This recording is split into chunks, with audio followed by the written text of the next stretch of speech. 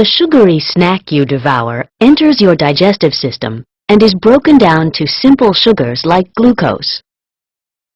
Glucose enters the bloodstream, causing an increase in blood glucose levels. But various mechanisms bring blood glucose back down to its normal level, the set point. This is an example of homeostasis, the body's tendency to maintain relatively constant internal conditions. Hormones produced by the pancreas regulate blood glucose levels. Let's zoom in.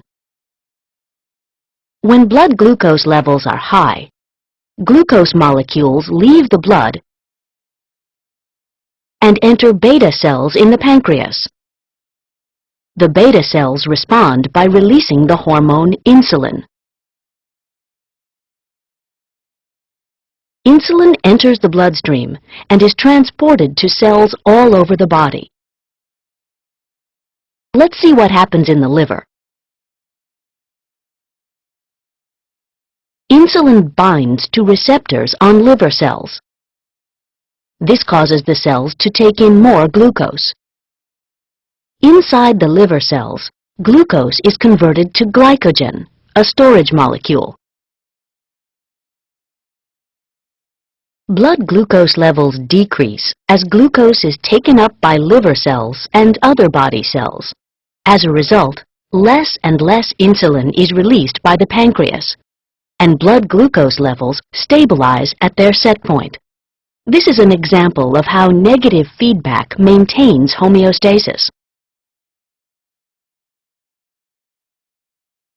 What happens if you've skipped lunch and your blood glucose levels are low? Let's zoom into the pancreas again. When blood glucose levels are low, alpha cells in the pancreas release the hormone glucagon.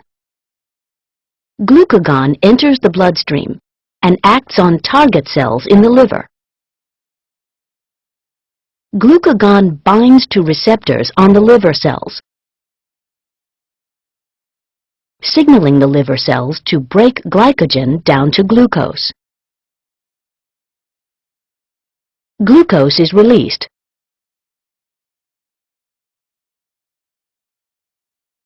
And blood glucose levels increase. As a result, less glucagon is released by the pancreas, and blood glucose levels stabilize at their set point. In this way, two hormones with opposing effects allow the body to maintain homeostasis of blood glucose levels.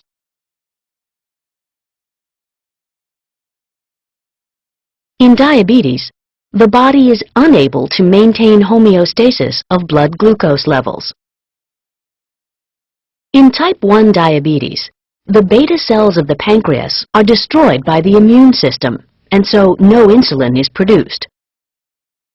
In type 2 diabetes, the pancreas produces insulin, but target cells do not take up glucose. In both types of diabetes, when blood glucose levels rise, cells do not take up the additional glucose, and so blood glucose remains high. This example shows the importance of homeostasis in everyone's life.